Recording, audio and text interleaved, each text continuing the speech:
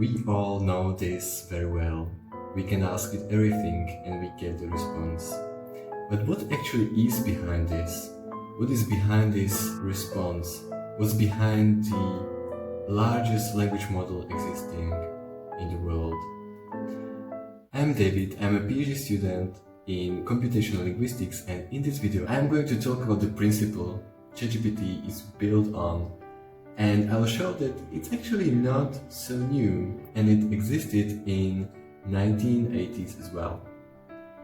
So to understand ChatGPT and to understand large language models, we return back to the past, and actually we look at the first statistical models existed back then. So let's say that we have this sentence. So let's say that I say, "Hi, how are?" And now tell me what word occurred to you in your mind. And I'm sure it was you. So let's say that we have this very simple data set. We have these 5 sentences. Hi, how are you? Hi there.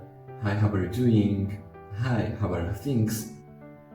And how are you today?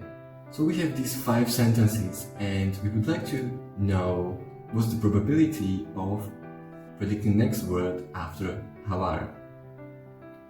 So we look at all examples which contain how are.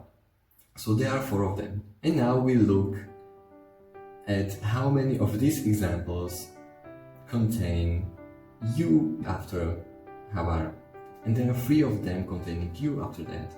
So the probability is 3/4, which is 75%. So this is the reason why you is the most probable, and there's the reason why when I said hi, how are, you was the only one word which occurred to you. So this is the very old approach. This is the approach which was called N-gram language modeling, and it basically works on the principle that we are predicting next word based on the sequence of previous words. And now you may be asking, so how this is related to ChatGPT?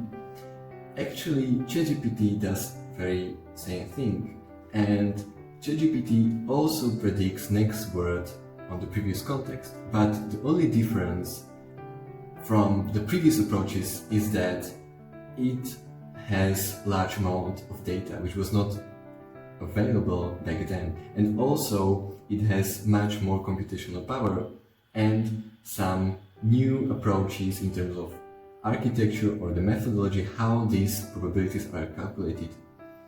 So to summarize, ChatGPT actually in principle is not very new.